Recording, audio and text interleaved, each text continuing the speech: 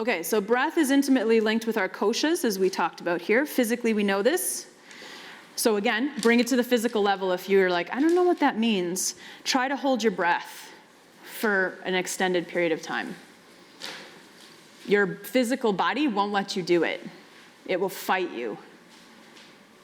Your breath fights for your existence. And there's a lot there. There's a lot in that statement. Anytime you feel like nobody wants you here, just hold your breath. Because the whole of life fights to keep you here all the time. Mentally, breath is the root of all meditation and yoga. We'll get into that a little bit more in the second half of this spring course, but breath becomes intimately connected with meditation, with the levels of mind and intellect and intelligence. Energetically, we begin to understand breath as the carrier of our life force, and emotionally, breath begins to speak its deepest language to us. So breath and emotion are very correlated. Let's experience that. Sit up comfortably, close your eyes. Start to tune into the movement of your breath without changing it in any way yet. Just bring your attention to it. You're probably in a reasonably neutral state right now. How do you breathe when you're sad? Invoke that state and watch your breath.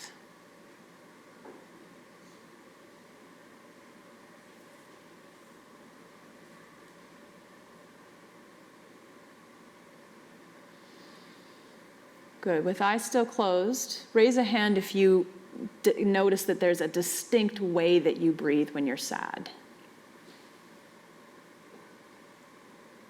Yeah. Particularly if you move that out into its furthest reaches, right, and you start to cry. There's a particular kind of breath attached to crying, right? What about joy? Invoke a state of joy here. Think about something that makes you happy.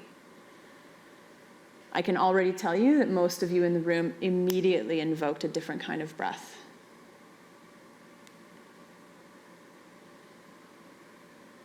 Move that joy all the way out into its most extreme expression, and you have laughter. What is laughter? It's almost exclusively a kind of breath. What about fear?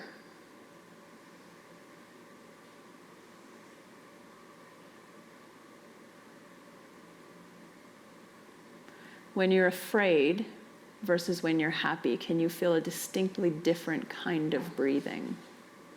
Yeah. Take that to its extreme, and you have every horror movie ever made, right? That panicky, short breath, right? What about anger? My mom was the queen of this. My mom punished by breath. This is how you knew you were in trouble in my house. She would do this.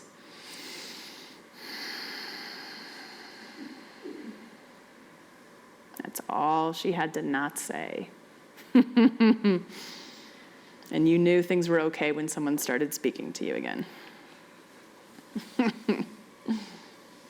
You think about anger in its most, like where you carry that emotion out to its extreme edge. It's yelling, right? It's a, it's an exhale.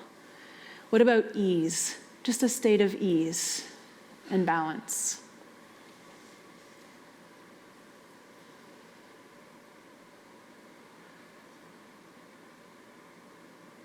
You've probably looped yourself back to pretty much where we were when we started, right? It's sattvic. A state of ease is a state where all of those other emotional disturbances, not that emotion is good or bad, just that it disrupts this sense, right? This level, quiet, open, balanced, inhale and exhale without a lot of effort. Awesome. All right, open your eyes. Good. So this is what yogis were trying to put a label on when they started talking about prana and that pranamaya kosha. They would say that anger is prana interacting with a state to create that disruptiveness in that layer of self. So why do we use ujjayi breath as opposed to different kinds of breath in a yoga practice? Again, it creates that sound. It slows the breath to give time for the asana movement. And it also encourages a physical, emotional, and mental state of ease and balance. If, when you are angry, you stop and take a deep breath. Why do we cue people to do that when they're angry? Whoa, just take a deep breath. It makes a difference. So this is a bit of a two-way street. How much so? I'm not totally sure, but we do have some degree of ability to push back, to not only have the breath tell us what we already are feeling, but to breathe in a certain way in order to influence the state. The state influences breath, and our change in breath can influence that state.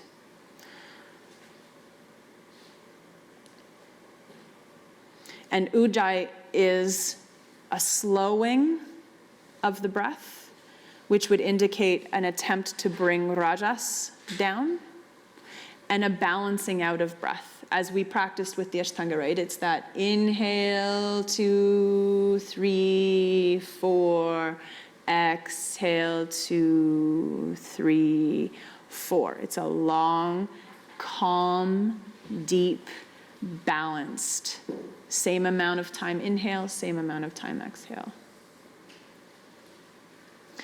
So when I say add ujjayi to your practice, that's what I mean. The sound of an ocean wave behind a closed window, just enough to attract your attention to it, and an attempt to lengthen out and balance out your breath. That's it. Okay, we're going to take a break in a moment. Let's stand up and just try this with Samasthiti into Tadasana. Okay, so standing in Samasthiti equals standing. And you're just going to work with inhaling to bring the arms up into Tadasana and then back down. Okay, so first things first, I'll give you about 30 seconds to just kind of do that on your own and get a sense for how integrated your breath is to your movement right now. So you can do this with eyes closed if you want, it's fine. Exhale everything you've got, and then just get started. Starting to lift the arms on the inhale and lower them on the exhale. And see if you can start to contain the movement in the breath. So before your arms move, begin the inhale. The inhale cues the movement. Can you continue to breathe until you get all the way to the top end of that movement, and then the inhale stops. Exhale begins, then movement begins again as the arms come down. And if you've never done this before, your body will be like, what? So don't be attached.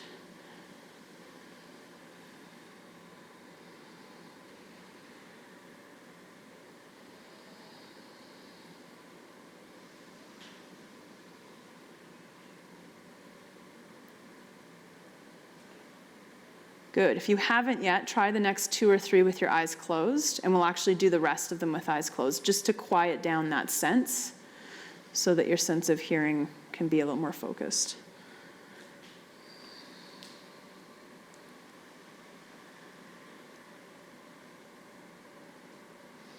Awesome. Wherever you are in this flow your arms back down towards your sides.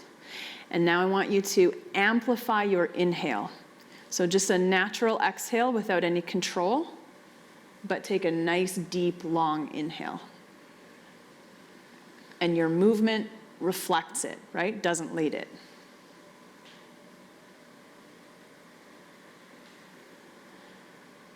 So I shouldn't hear a nice, slow, drawn-out, controlled exhale. Take a deep, long, strong inhale, and then just do the exhale that happens, and let your action respond to that exhale. Right. It's probably a dropping, right?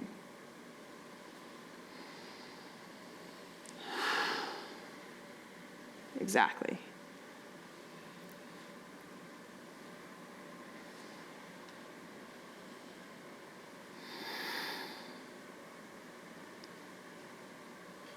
Yeah, you'll notice how the movement almost has to chase after the breath, right?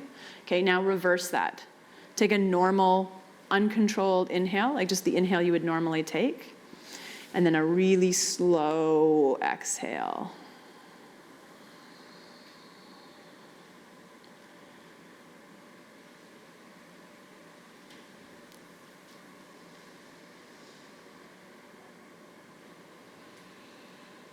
Good, you're probably starting to notice that the exhale becomes pretty belabored by the end of it without that oxygen to draw on, right? You'll also notice that your body will kind of naturally want to take in a stronger inhale once you've extended that exhale. Try it a couple more times.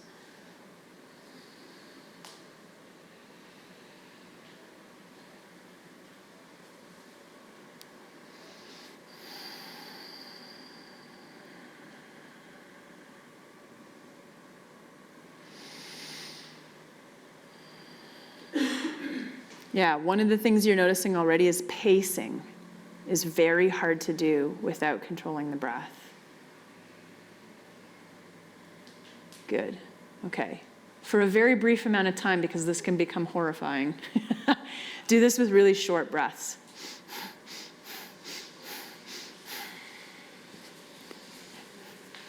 Can't do it.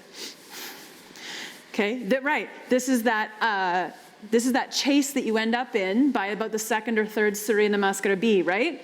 Where you're like, your breath is short because you're doing these big movements, but then you're trying to move with the breath, so then you're moving faster to try to fit into this tiny little breath, and it's like, what? Only practice to the degree that the breath you can create the container for the movement you need to take. So if you need to rest in down dog at some point, or you need to come back to the top at the end and stand there until the breath can lengthen again, better than just chasing after all of that.